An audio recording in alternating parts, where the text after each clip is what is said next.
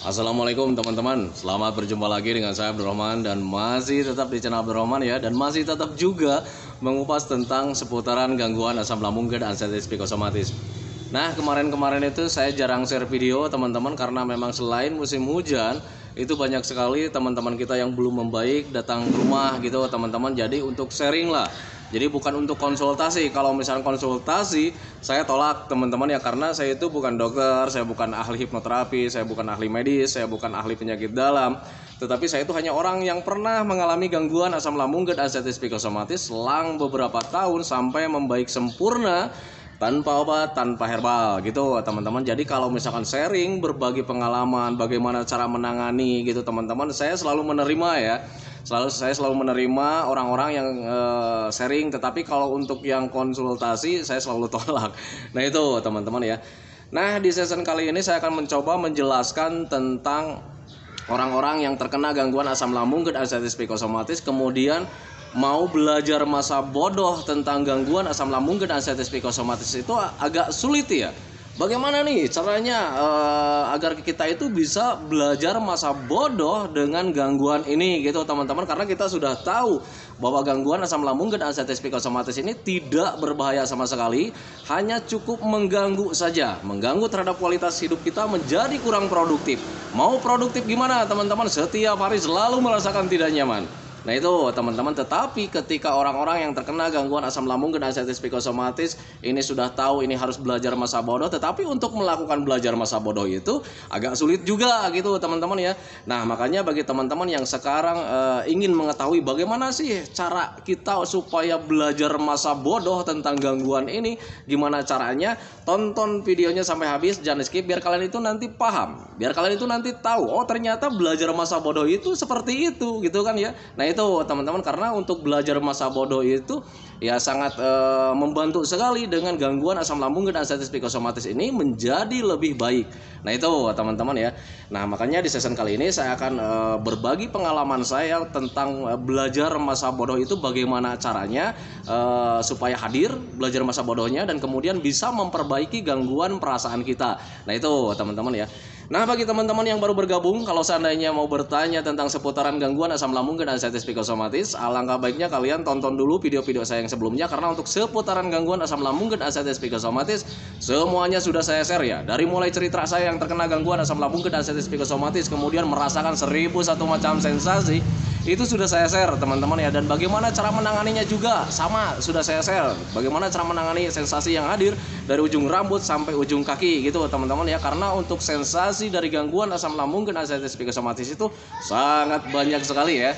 Bahkan orang-orang itu selalu bilang sensasi dari gangguan asam lambung dan anestesi psikosomatis itu adalah sensasi 1001 macam. Nah itu teman-teman ya, berbeda dengan gangguan yang lain.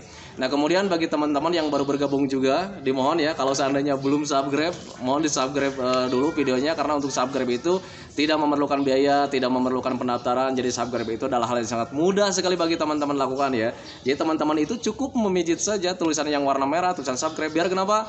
Jujur ya, biar videonya itu cepat berkembang dengan baik. Dan kalau seandainya videonya itu berkembang dengan baik, sudah barang tentu itu akan menambah semangat tersendiri buat saya untuk share terus video tentang seputaran gangguan asam lambung dan anestesi psikosomatis ini terhadap kalian, dengan tujuan semoga saja videonya itu menjadi wasilah atau jalan keluar bagi kalian yang sedang mengalami gangguan asam lambung dan anestesi psikosomatis. Nah kemudian ya semoga saja bisa memberikan motivasi lah, atau bisa lebih minimalnya lagi hanya sekedar menemani kalian lah gitu ya teman-teman yang sekarang sedang merasakan tidak nyamannya dari gangguan asam lambung dan anestesi psikosomatis. Nah itu teman-teman ya.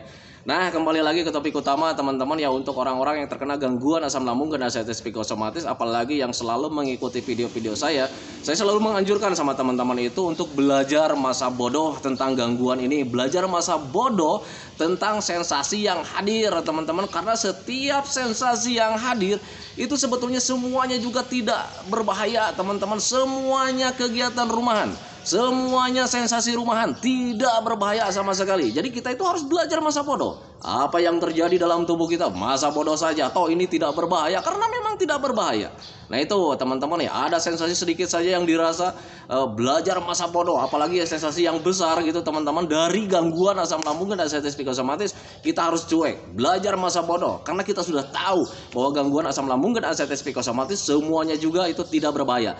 Hanya kegiatan rumahan saja dan itu bisa ditangani dengan mudah teman-teman ya. Nah sialnya, tetapi ketika sensasi itu hadir, kita sudah tanamkan dalam pikiran ini tidak berbahaya. Ya kita harus belajar masa bodoh. Tetapi bagi para aslamer, kalau seandainya sensasi hadir walaupun cuma nyelek-nyelek saja, itu bikin kita cemas teman-teman ya. Nah ketika cemas hadir, rasa gundah gulana hadir, rasa was-was hadir, di situ baru timbul pertanyaan. Ini gimana caranya supaya kita itu belajar masa bodoh gitu teman-teman. Ini sulit sekali untuk memasa bodohin tentang sensasi yang hadir, itu memang sulit teman-teman ya. Dan ketika itu waktu itu juga samalah, saya mencari-cari ini gimana caranya supaya ketika ada sensasi itu saya belajar masa bodoh gitu teman-teman ya. Gimana caranya gitu kan. Nah itu teman-teman ya. Nah itu yang selalu hadir di pikiran-pikiran saya. Nah tetapi ketika saya waktu itu tidak mencari-cari jalan teman-teman ya, saya justru masa bodoh itu hadir di situ ya. Jadi ketika dulu di saat pertama-pertama ini sensasi nggak bahaya, jadi saya tuh belajar masa bodoh. Tetapi ketika hadir lagi sulit lagi gitu kan teman-teman, memang seperti itu. Nah akhirnya mencari-cari jalan. Nah ketika mencari-cari jalan, itu jalannya harus begini, ternyata tidak gitu ya, hadir lagi sensasi. Kemudian pakai jalan ini, ternyata sensasi hadir lagi. Nah di situ baru pemikiran itu berputar terus teman-teman ya. Gimana caranya nih supaya saya itu belajar masa bodoh ketika sensasi hadir. Nah di situ berpikir keras tentang bagaimana cara menjalankan belajar masa bodoh. Kemudian berpikir keras bagaimana caranya supaya saya itu belajar masa bodoh. Nah ketika berpikir keras tentang mencari-cari jalan keluarnya, justru itu tanpa disadari itu menjadi pemikiran sangat besar teman-teman ya. Dan tanpa disadari itu menjadi efek stres tersendiri buat kita. Nah itu teman-teman ya. Nah tetapi bagaimana nih Pak supaya kita itu belajar masa bodoh? Nah ini yang saya lakukan waktu itu. Jadi jangan pernah mencari-cari cara bagaimana belajar masa bodoh. Jangan seperti itu. Yang penting cuman satu saja. Apa yang kalian senangi, apa yang kalian membuat happy, apa yang membuat kalian gembira, lakukan saja. Itu saja teman-teman ya. Tetapi Pak ketika menjalankan yang ceria-ceria itu sensasi hadir. Memang seperti itu teman-teman ya. Karena yang namanya perasaan itu tidak langsung sekaligus hadir. Itu sembuhnya gitu teman-teman ya. Jadi tidak semena-mena kalian memahami, kemudian belajar masa bodohnya sudah hadir, kemudian tidak semena-mena hari itu juga hadir kesembuhan totalnya. Tidak seperti itu teman-teman ya. Kenapa? Karena yang namanya gangguan mental, yang namanya gangguan perasaan itu butuh proses teman-teman ya. Jadi perbaikannya itu tidak terlalu signifikan gitu ya. Jadi tidak terlalu 100%. Mungkin dalam satu minggunya itu cuma 5%. Mungkin minggu depannya juga kita dapatnya 5% lagi. Mungkin bulan depannya kita mendapatkan cuma 10%. Nah itu teman-teman, itu perbaikannya. Nah tetapi waktu itu perbaikan yang 5% itu merupakan hal yang sangat besar buat saya waktu itu. Jadi berpikirnya begini, ternyata ketika mengingat kejadian dulu saat pertama terkena gangguan asam lambung dan anestesi psikosomatis, kemudian mengingat juga apa yang dirasa sekarang, ternyata perbaikannya itu sangat besar gitu ya. Dulu ketika terkena gangguan asam lambung dan anestesi psikosomatis di awal-awal rasa cemasnya itu 100%. Gitu teman-teman ya. Nah kemudian ketika mengingat saat di pemulihan, ternyata sekarang nilai kecemasannya itu tidak terlalu besar. Bahkan durasinya juga tidak lama. Di awal-awal saya itu bisa sampai 3 jam, 4 jam, bahkan bisa seharian full.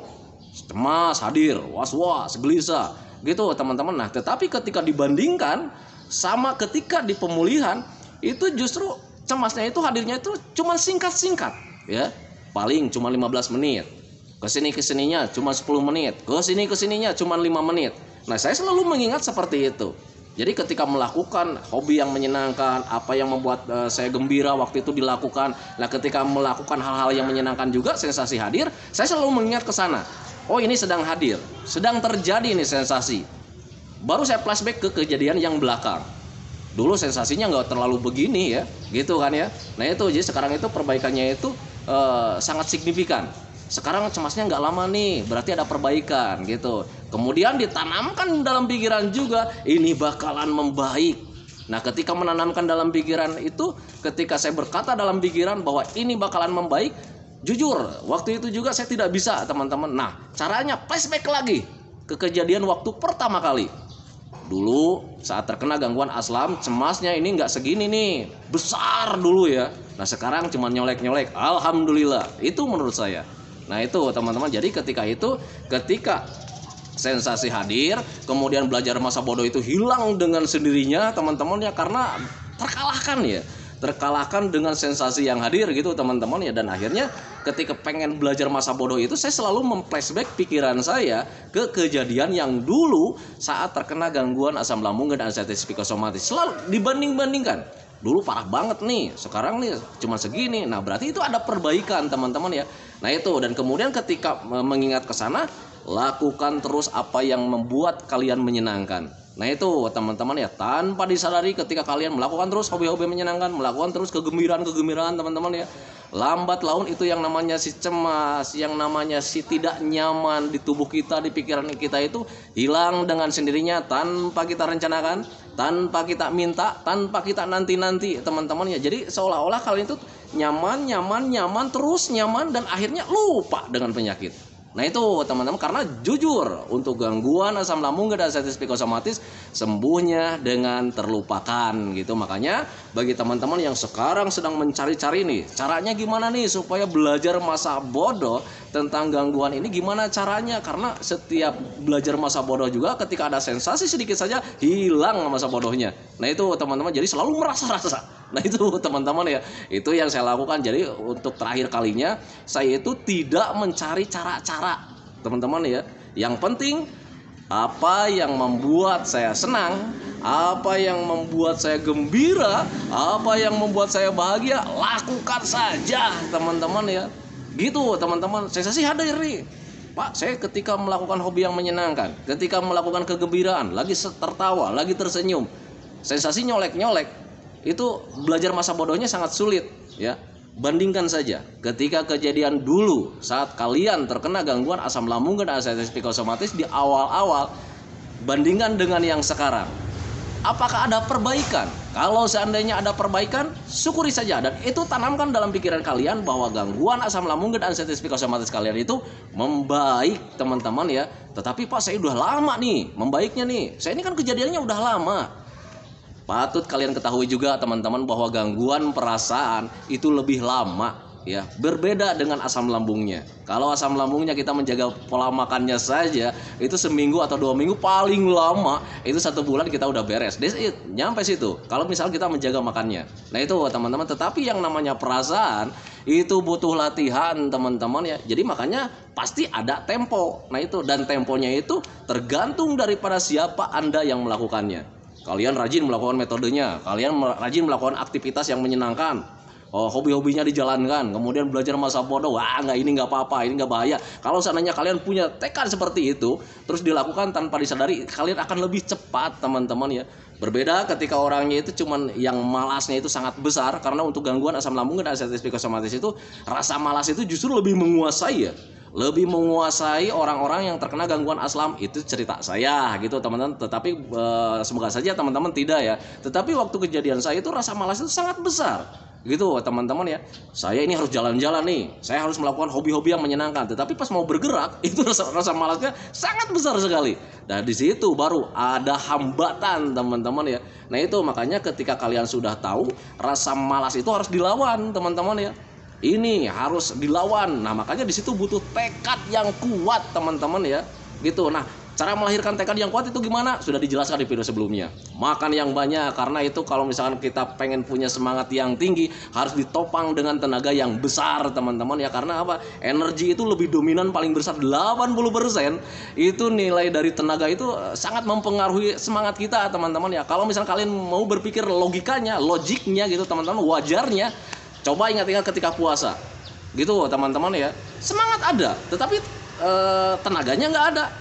ya percuma ya, lemes-lemes juga gitu teman-teman ya. Nah, makanya penopang untuk untuk menimbulkan rasa semangat itu dari makan ya, dari energi kita. Nah itu teman-teman, makanya penuhi gitu ya, penuhi makannya biar energinya ada. Nah ketika energinya ada, tanamkan dalam pikiran ini saya butuh bangkit teman-teman ya. Nah ketika bangkit, tenaganya ada, itu pasti kalian akan lebih cepat, pemulihannya akan lebih cepat ya.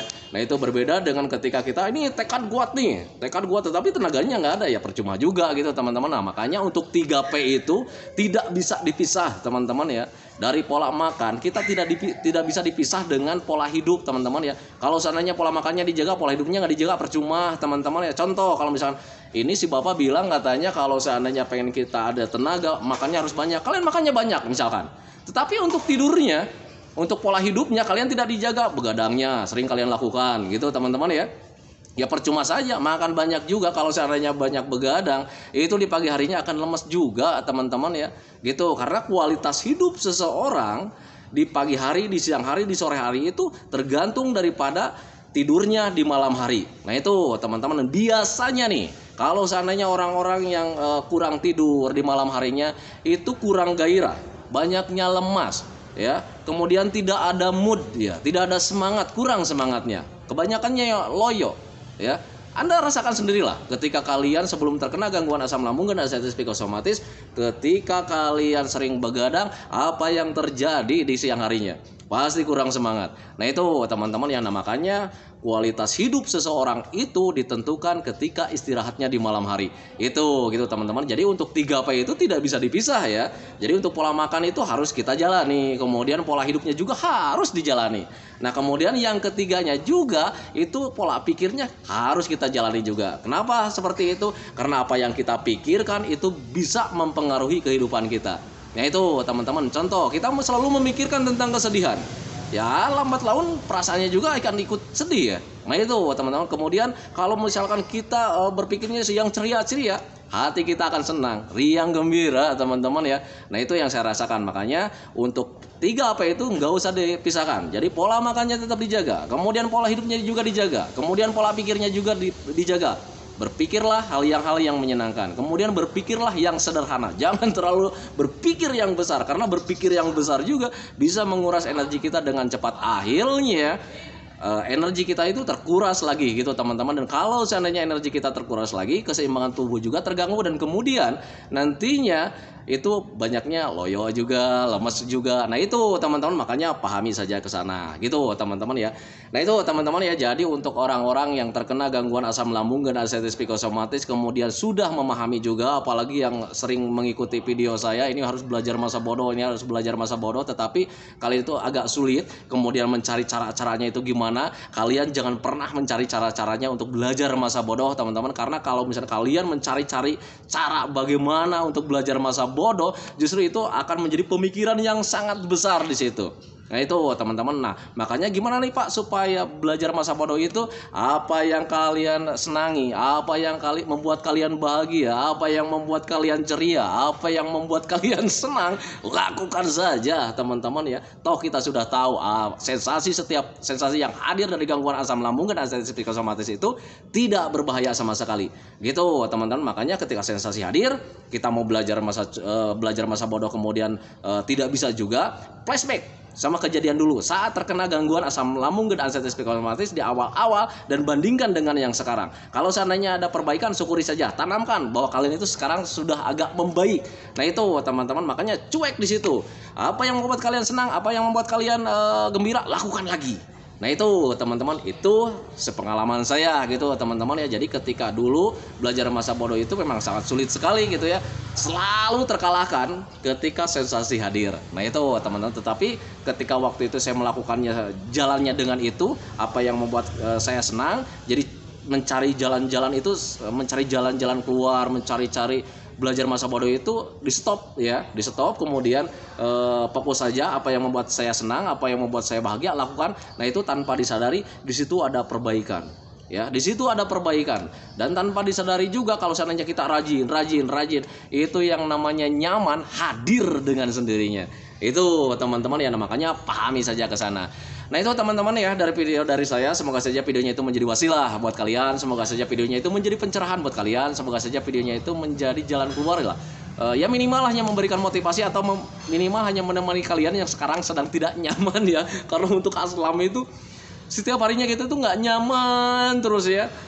Sensasi dari ini misalkan hilang ya, tahu-taunya 2 jam kemudian ada aja sensasi yang hadir. Itulah yang namanya gangguan asam lambung dan anxiety psikosomatis. Sensasinya itu sangat banyak sekali ya, selalu berganti-ganti ya teman-teman. Tetapi kalian nggak usah khawatir, semuanya juga tidak berbahaya sama sekali. Kalau seandainya gangguan asam lambung dan anxiety psikosomatis kemudian sensasinya itu sangat berbahaya, saya tidak akan duduk di sini menemani kalian. Dan ini banyak sekali channel YouTube sekarang itu yang hadir, yang sudah membaik, alhamdulillah, dan banyak sekali juga yang sudah saya bantu. Semoga saja gangguan asam lambung dan anxiety psikosomatis yang sudah kita terima itu menjadi keberkahan buat kita semua gitu teman-teman. Apa berkahnya? Kita menjadi banyak saudara, kita menjadi banyak teman gitu teman-teman. Bahkan ini di kolom komentar itu banyak sekali ya, ada yang dari daerah Bulukumba, kemudian dari Brunei juga, kemudian dari Kalimantan, dari Papua, kemudian dari Jakarta untuk Jawa Barat, Jawa Timur, banyak sekali ya, dari DKI Jakarta banyak sekali. Nah itu tanpa disadari itu menjadi berkah buat saya dan berkah juga buat yang lainnya teman-teman ya, karena kita menjadi saudara sekarang ya, banyak ngobrol, banyak berkomunikasi, mengenal sesama yang lain. Nah itu teman-teman, jadi jadikanlah gangguan yang kita alami sekarang itu menjadi lahan ibadah juga buat kita semua. Nah itu teman-teman ya. Nah itu teman-teman ya, jadi panjang lebar lagi nih videonya. Videonya saya akhiri, semoga saja kalian itu menjadi lebih baik lagi seperti biasa. Saya selalu mendoakan teman-teman ya, semoga saja teman-teman itu cepat sehat, cepat membaik sempurna, kemudian cepat kembali lagi keadaan yang dulu itu, dari mulai semangatnya, moodnya, kemudian cerianya, bahagianya, pokoknya semuanya yang tentang dulu semoga saja cepat kembali lagi, karena saya yakin 100% bahwa keadaan yang kalian yang dulu itu sangat dirindukan sekali. Nah itu teman-teman, kemudian doakan saya juga agar saya itu tetap sehat, tetap ceria, agar masih bisa tetap menemani kalian. Nah itu teman-teman ya, saya hentikan videonya teman-teman ya. Assalamualaikum warahmatullahi wabarakatuh.